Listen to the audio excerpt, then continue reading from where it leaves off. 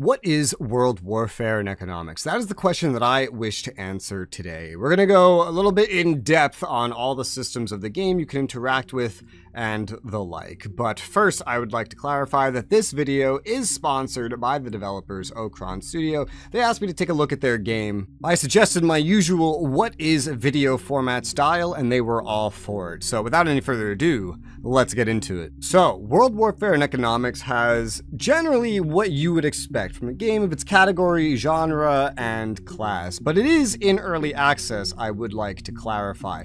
We have full-on diplomacy systems with generally more robust setups than most games, I would venture, anyway. Modeling modern-day diplomacy, I think, personally, quite well, with specific trade deals, the ability to leverage your influence via loans financially, the ability to send economic aid, join international organizations such as NATO, CSTO, the World Bank, the UN, the ability to work on your relations with envoys. You have the ability to become an arms dealer or to purchase the rights to produce arms of others in this game as well. There is regional control in the world where you can build different industries, set up infrastructure such as military bases. The game features a research tree that goes well out from not even 2023, technically it goes back to 1932,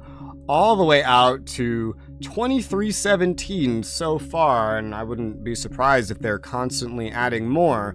It has a lot of honestly surprisingly robust systems, such as the tracker dashboard and an entire notification panel with a selection of customizable notifications for you to interact with, as well as even a handy messaging feature when you are making deals with other nations or they are making deals with you, seeing how they interact with you and the like. It's got the standard UI listing out all important resources that you can see, as well as some where you can customize certain things you wish to keep a closer eye on. The game does feature several different aspects, with more coming soon, as we could see with space, with many different resources separate to the obvious ones, such as different types of personnel and resources that you can use in military construction. Even simulation of many different economic industries where you have control of building specific facilities,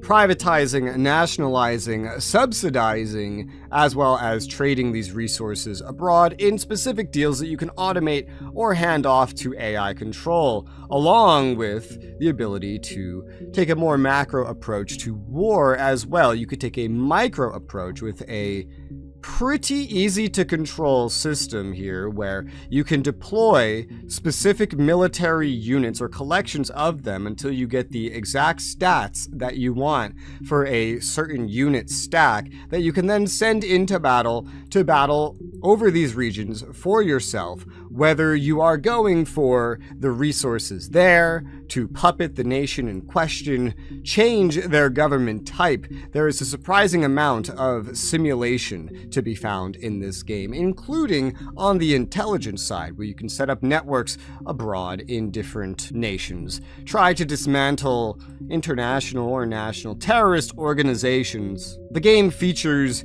a yearly management of budget resources that you can go over by managing debt, a short and long-term method of paying off your debt that you accrue as well, financial management that you do have to keep track of and hope to manage in your taxes, as well as the ability to just say, act as some real-life governments and simply print out the money you need at the cost of your currency strength and inflation rate, which can be further modified by managing your interest rates. The game even features the ability to design your own military units, featuring any combination of stats that you like. You could even pump these all up to max, just beware. That comes with quite an insane cost and time to produce, and resource requirement. Are you able to make enough of them? It lets you play that balancing act. Interestingly enough, this game even allows you to manage your passports. It has an interesting way of showing it off, where you can set up specific deals with other nations, with your policy and their policy of how your citizens can go between each other's nations, and they can actually be different. Events will pop up under a World Actions section that you can respond to by supporting or opposing what you see other nations doing in order to state where you are in the world's events. This will make some nations like you more, other nations like you less, depending on whom you side with. The game even has a dedicated stock market area where you can literally play the stock market, funding different things to try to bolster up your own stock market, for example, but that will take a financial investment out of your budget, just like everything else. The game does have a lot of detail when it comes to telling you all kinds of stats, the demographics of your population. For example, the revenues, the things that are costing you money and expenses. Also, for example, the sectors of your country, the different industries where you can then set up facilities, make sure they're getting funded, monitor their efficiency, even pass specific laws in relation to them. Do you want your students to have a specific dress code? Well, you can. Do you wish to ban women from all entertainment activities? Well, you can. Heck, if you want, you can even legalize cocaine. With all these collection of stats, you can rank your country based on certain industries, for example, compared to other nations. You can even monitor the available resources on the planet and just kind of get a glimpse of what everybody is up to with world events. If there's any wars happening, you could see the tension in the world as things heat up. If there's any pandemics, this game does allow you to simulate corona and other pandemics, or even turn that off if you don't like it. There is even a space race mechanic, or there will be. At the moment of this recording, it has yet to be added, but they're already modeling in the statistics. Just at a glimpse, getting a view of the world. There's even a news program that when events happen in the world, you just click down here and you can see them more in depth, or view them as they scroll across your screen at the bottom, in case you want to see what other nations are doing to keep in touch. If you're feeling lost while getting into the game, it does have a minister system where you can choose one of several categories, and then you can ask the game to present you with suggestions on how to increase certain stats in the game, certain rankings that international organizations might require of you, might request of you, and that your own population might want as you try to manage your approval rating, especially in a democracy, to make sure that you get reelected. And if we didn't have enough stats, you can even see exactly where your consumers are spending their money,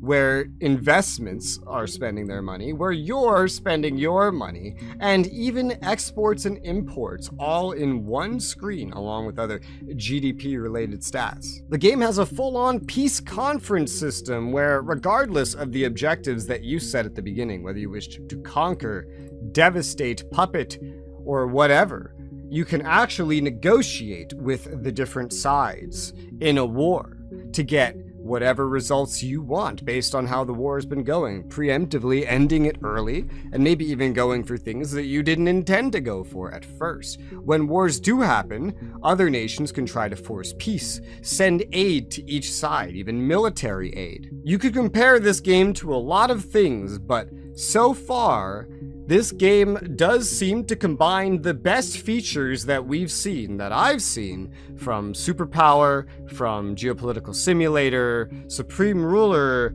Hearts of Iron. When I look around this game, generally what I'm seeing is the best bits and more incoming. Thankfully, in its early access state. It's definitely a promising looking early access game, and this is all of what's available to you right now. This is how the game looks. So I hope this brief glimpse has been helpful to you in your decision to either make a purchase or wait to see where the development of this game goes in its early access state. What do you think about the game as you've seen it so far? Do you think it looks promising? What does this remind you of? And what do you hope that they'll get around to adding? As they're still in development, I'm sure feedback is going to be pretty relevant. If you have any questions about the game, feel free to leave those in the comments and I'll answer what I can. And if I can't, hopefully somebody else can. If you want to see any other videos about this game, feel free to leave those suggestions in the comments as well. For now, though, thank you guys very much for watching, and I'll see you on the next one.